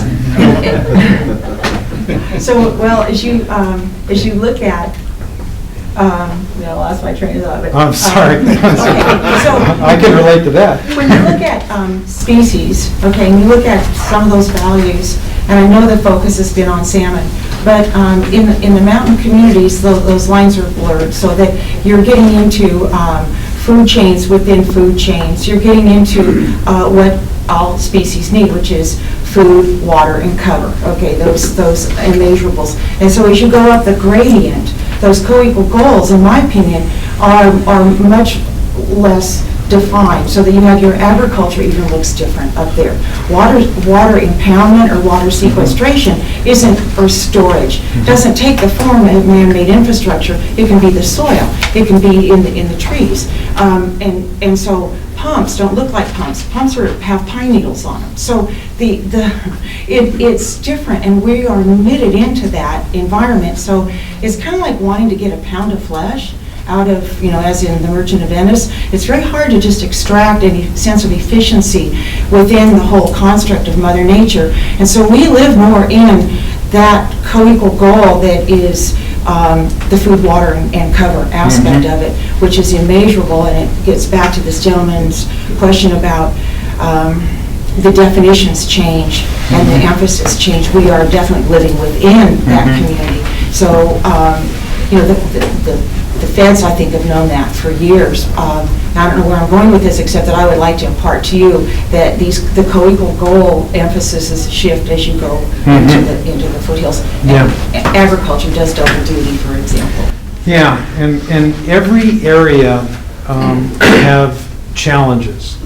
And the challenges are largely derived from the stressors on the system. So the stressors in this region are different than along a tributary, is different than in the delta, is different in the bay. And I'm a big believer in, if you're concerned about an area, the first thing to do is to define the problem and bring the appropriate people together. You can't reach a solution until you all agree on what the problem is. And maybe in the watershed, the problem is defining the top 5 stressors. Okay, now if you've got a group of people together that agree on that, now you can start making progress towards solving those or addressing those stressors. Again, the watershed is just a little bit outside of my purview, so I can't speak very articulately about how to deal with trout in upstream Reservoir or dealing with groundwater in Angels Camp or things like that. But there's a philosophy that we have applied to problem solving, and it begins with identifying what the problem is. Yes? Dennis Bill, Supervisor, Calaveras County, formerly Calaveras County Water District Director. I think we need to talk more about the partnership, and thank you for admitting that there is a need to have some type of a coordinated effort between the Delta and the watershed itself. But we talk also about knowns and unknowns. And the known here is that when you have a major forest fire or a catastrophe of that type, that's a known. Even water districts understand to some degree what those effects will be. Calaveras is kind of unique in a way because we've been the focal point of one particular issue here recently. And thank you for mentioning Angel Camp. It is my home. The point is the unknowns. And that is our recent coming to understand as we go in to eradicate, we're dealing with a lot of hazardous chemicals, a lot of materials that need to be cleaned up. The water districts aren't even aware that those locations exist. We're just now starting to put together by APM number on a GIS overlay where those places are in our county that may have been there since 2014, 2015, well before the fire. And yet, what mitigation measures are being taken? It's your watershed, sir. You're the one that's going to suffer the effects. And believe it or not, Fiorini is in your delta right now for the federal government. And if you don't know what Fiorini is, I'll be glad to explain it. But these are the kind of things when the water districts don't take the time to have, and even government, county governments don't take the time to have that complete conversation with everybody at the table and understanding the unknowns. Somebody's going to get bit. And it's going to take time. To some degree, it'll take time for it all to wash out. But it's not the Penn Mine situation. It's not the Superfund cleanup site over there at the asbestos location at Copperopolis. I'm talking about those little unknowns that sit out there in those single parcels. We have many parcels in our county right now where owners have literally walked away from them because they are not mitigatable. And yet the water districts aren't even aware they're existing. Those are the unknowns that I would like to have. The water districts have a complete conversation with the county environmental health officers. And so when the sheriff is out there doing something or somebody else, they all are aware of what that is, what those impacts are, and how can we work together with the state to begin to clean those up and to mitigate those in a way that provides us that clean watershed that you so desperately need. Yeah, it's not just in Calaveras County, it's everywhere. And it may be illegal chemicals that are being applied. It can be legal chemicals that are applied. There is a huge pyrethroid accumulation problem in the American River, and it's largely due to urban drool. The household use of a relatively safe pesticide, to humans that is very effective in backyard pest control, but it's finding its way into the silt in the American River that's having a detrimental effect on the invertebrate aquatic species that the fish depend upon for food. So we're impacting the native fish population, not directly. The pyrethroids aren't harming them, but it's affecting the food supply that they depend upon. That's just one example. I'm pretty familiar with Calaveras County. I've flown in and out of Rasmussen Field hundreds of times. One of the greatest little airports in California. You should be very proud. And Kathy is the ultimate airport manager in California.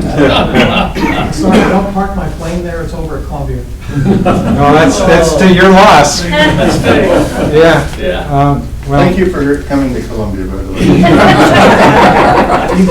I was going to mention that he needs to expand his experience base in aviation. Well, I cut across both. I used to land on Maloney's and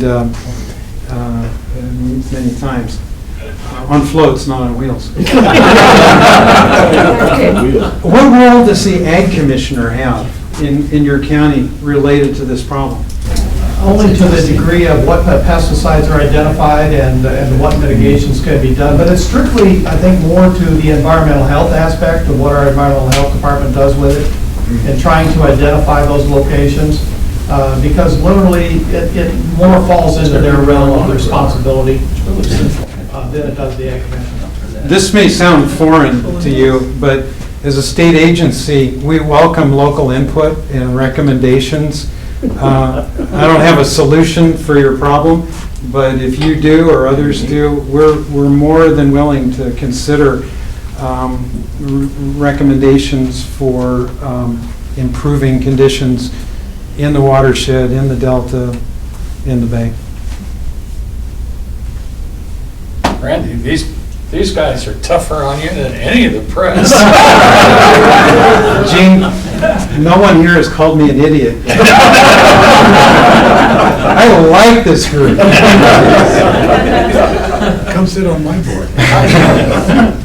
I have two questions, though. You're behind, stand in front of the camera. I could put up some other guy's picture. That's not fair. Anyhow, to show you what a tough job this guy has, the residents of Locke, which is only about 69 population, acted like they just got out of a time machine and said, oh, we just discovered this project of the conveyance. And Walnut Grove and Locke are saying that the construction, if it's allowed to continue, will, just the vibrations and everything will probably destroy the 100-year-old buildings. Now that mitigation is very tough to even write about, or how do you address that? And the loss of business over 10 to 13 years of construction. The waterfront restaurants in the Delta, as Dave Bredinger certainly knows, being a voter, it's very difficult. And that's why the names of the restaurants change frequently. And I feel for them, because if they were to lose business for even 2 or 3 years, they may not survive. So how do you address those concerns? Well, that's up to the project proponent, and through the California Environmental Quality Act, the environmental impact report that has received public comment addresses the mitigation necessary to deal with those. In a project this size, I think they're going to have to go beyond what the minimum requirements of CEQA would be. But it's going to be based on science, on engineering, on social science. There's going to be a number of disciplines that will be brought to bear if this project is ever permitted, that the impacts on the Delta will be adequately addressed. I just have to wait and see. That's one of the things that we'll probably we'll be hearing about as they move through the permitting process, how they're going to deal with transportation and noise and air pollution and things like that. Randy, I got a question. You know, the whole focus and all the conversation down in Sacramento, besides the water conservation regs that are with the legislatures on the Delta, how do we get the state to recognize the value of the watershed? Because the Delta's not going to survive if we don't have a good, healthy watershed up here. And also the people up here, I think, feel that the watershed is just a drainage to the Delta. You go down to Sacramento and we want more water going through for the fish, the flows and all that. And as you mentioned, you know, flow isn't everything, and that comes out in your Delta Science Report, which I've got up here as one of my props from August 2015, and I identify several stressors or drivers, as you call them. There it is. And they can't conclude that flow is the solve-all thing. You know, as Barbara mentioned, food, cover, and water. And when I go down there, I get concerned because it's all about water conservation, which really should be water use efficiency up here, rather than conserving water, because then there's more water to ship down, my own opinion. And so I'm concerned about that, because there doesn't seem to be enough emphasis, and maybe, correct me if I'm wrong, But that's independent science report says, you know, we got hundreds of miles of riprap, there's no food, there's no cover for the fish.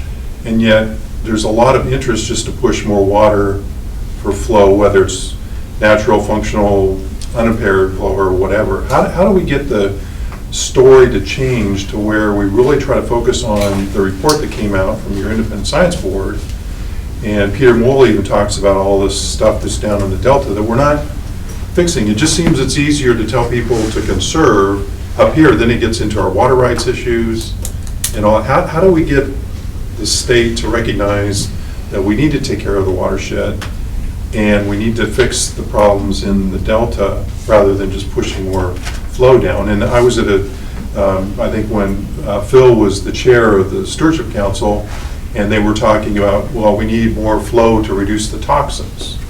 And I even said, I think that's a waste of water. We need to go upstream and fix the problems.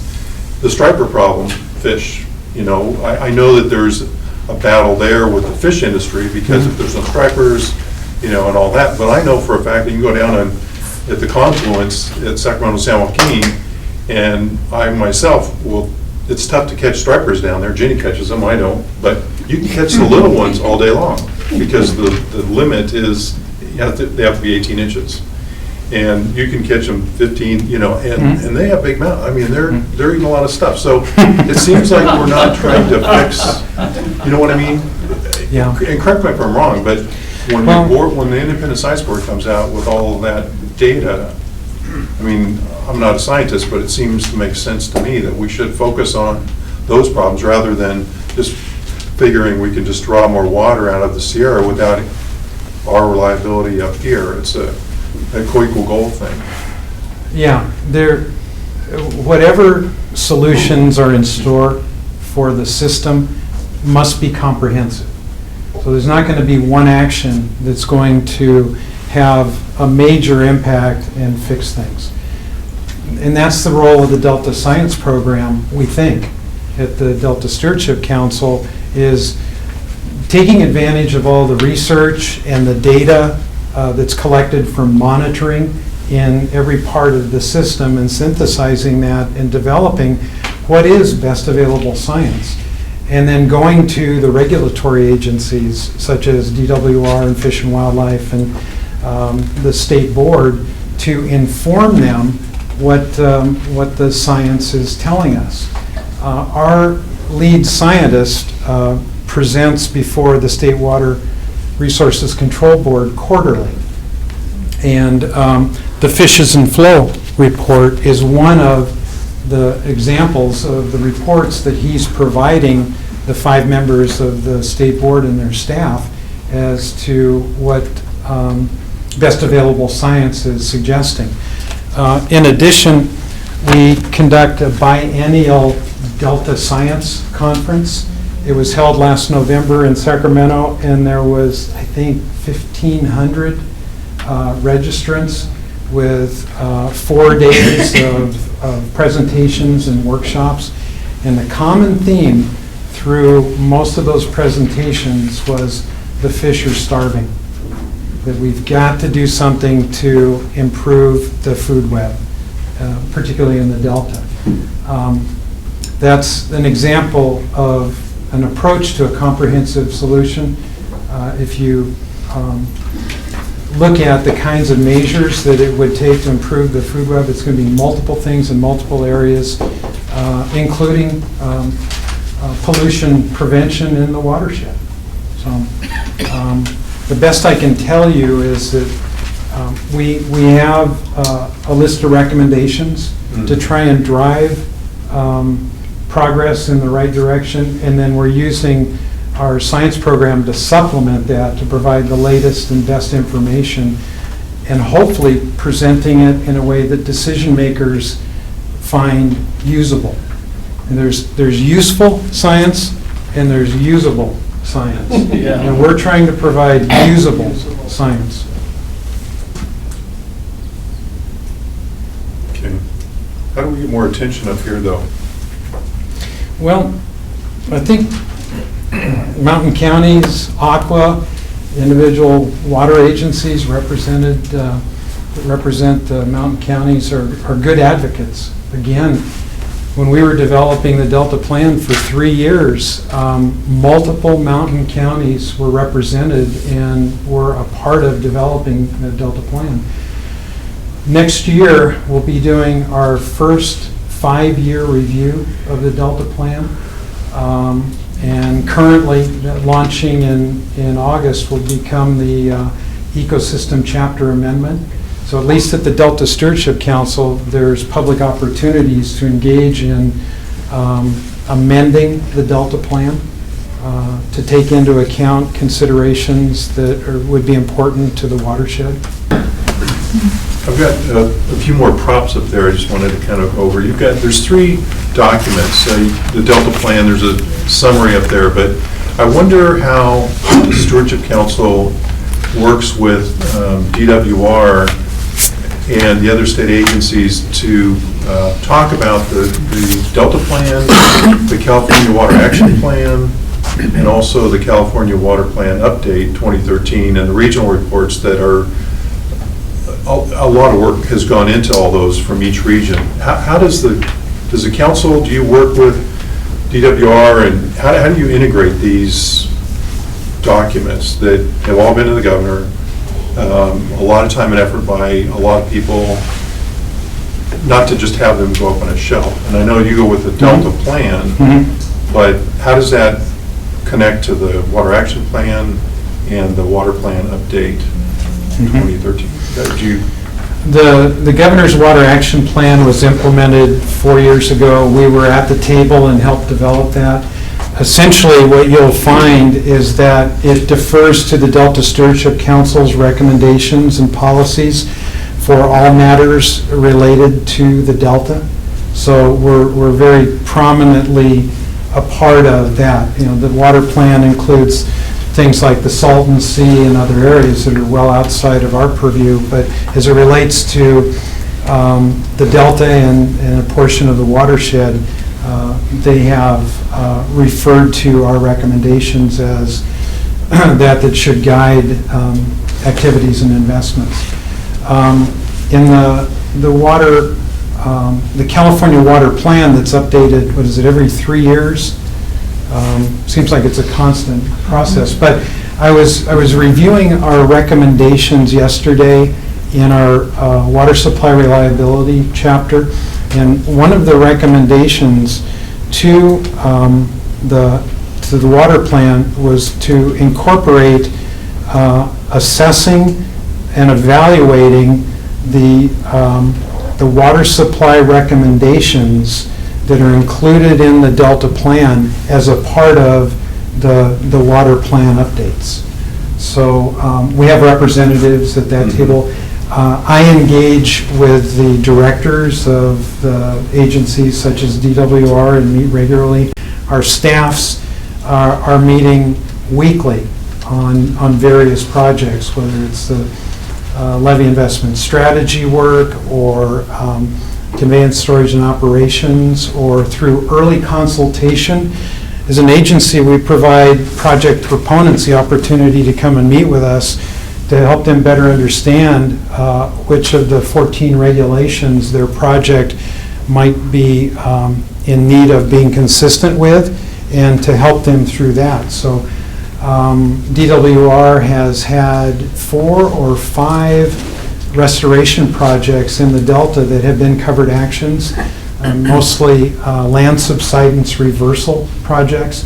And so we've worked with them through early consultation and ultimately received the certificate of consistency from them. So that's our job, is to work as closely as we can with as many agencies as we can. And it generally falls along issues or matters that are of mutual interest. And sometimes it's more than just one other agency, sometimes it's 4 or 5.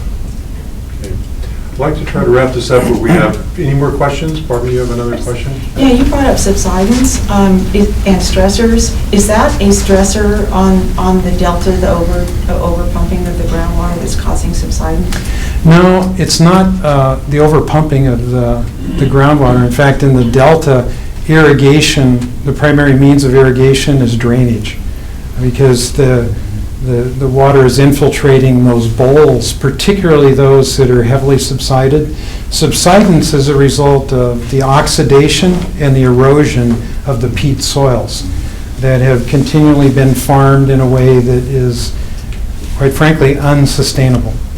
You can't continue to grow corn in an island that's now 20 feet below sea level and expect that trend will continue, and those levees are going to hold up under the 24/7, 365 pressure of water. So there have been one of the great challenges, and I think that there's a possibility of achieving some success, is that if we can provide incentives to delta growers in those heavily subsided islands to convert from growing corn or the grain crops in support of the dairy industry to either rice farming or growing tules that would actually accrete the elevation and begin rebuilding that, that would be a great thing. But the economics aren't there yet. The cap and trade and other NRCS funding mechanisms don't achieve the same level that they could, in most years, profit from growing corn. We just use that as the example. So if the net profit in the Delta growing corn is $150 an acre, which is probably pretty close in some years, we need that much incentive and a little more to get them to convert to growing something else. So it's farming practices primarily that have led to subsidence. I saw a new hand right there. Jeff Marty, Core Consulting. I do quite a bit of work for the Mountain Counties members, and many of them have hydro projects where they've spent millions of dollars studying what the species in their systems need in terms of flow regimes. And what I'm hearing is a lot of study about what the Delta needs. Have your scientists taken a look at what their proposed flow requirements might do to these systems? And if not, why not? The water quality control update is a function of the State Water Resources Control Board and their staff. And I'm not familiar with how far upstream the analysis has gone. I presume it goes to the rim dam, and that's it. If you have some suggestions about a look that science should be taking above the rim dams, I know that the University of Merced and their watershed center is, with Roger Bales there, is spending a lot of time taking a look at watershed activities. We often depend upon the UC system for providing input that our scientists then synthesize, and sometimes it reaches a level where we need to schedule a symposium or a workshop and invite people to come. So I would challenge you to give us something to work with that we might get our science staff to consider as a new priority.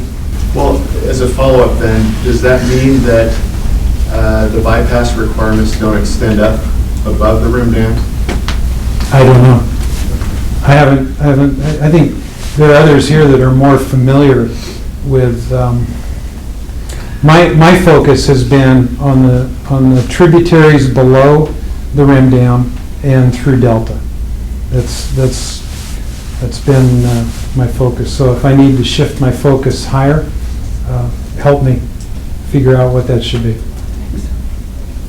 Jeff will do that. Okay? Any other questions? I have one last one. Oh, boy. No, just put your crystal ball on. 5 years from now, you're still going to be chair. What sites, the tunnels, the Delta, what do you see realistically happening 5 years down the road? Not a wish, but Where do you think we're going to be 5 years from now? Well, there's a certainty that 5 years from now, I will not be the chair of the Delta Stewardship Council because I term out at the end of next year. So the crystal ball is pretty clear on that count. I really think we're at a tipping point in water policy. We've got $2.7 billion loaded up in support of storage. It's historic. That is historic, and there's been some frustration expressed about how long it's taking the Water Commission to get their guidelines in place and begin receiving applications, but that process is moving forward. I'm convinced that we're going to have 4 or 5 new reservoirs under consideration and perhaps under construction 5 years from now. My crystal ball tells me that the judges and attorneys in California are going to be very busy in sometime starting in the next 5 years. I can't predict what's going to happen with conveyance improvements in the Delta, but I can predict with certainty that Sigma is going to drive significant changes in the way water is managed, particularly the interaction between surface water storage and groundwater replenishment and the conveyance necessary to do that. And much of that is going to be in the foothills on farm. There are hundreds of thousands of acres being farmed in the foothills in eastern Stanislaus, Merced County, San Luis Obispo County that have some chance of getting surface water, but they're going to have to develop their infrastructure to move that water. 5 years from now, 10 years ago, I left the farm to come up here and do what I'm doing, and I left my kids in charge. Last year, Fiorini Ranch received the top quality award for peach deliveries in the state, and I attribute that to the good work that my kids have done. So essentially, there is no room for me in the administrative level at Fiorini Ranch. So I've been spending my weekends evaluating our shop, and I think 5 years from now, I'll probably be working as the shop foreman at Fiorini Ranch and admiring all the work that people will be doing 5 years from now. Thank you. Well, on behalf of Mountain Counties and all our members, I really want to thank you for coming up here.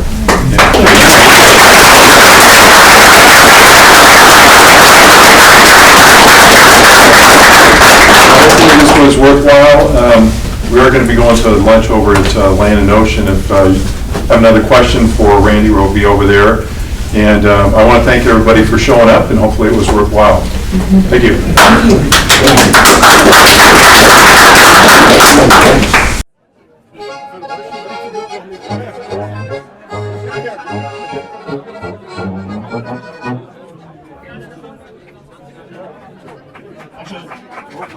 Thank you.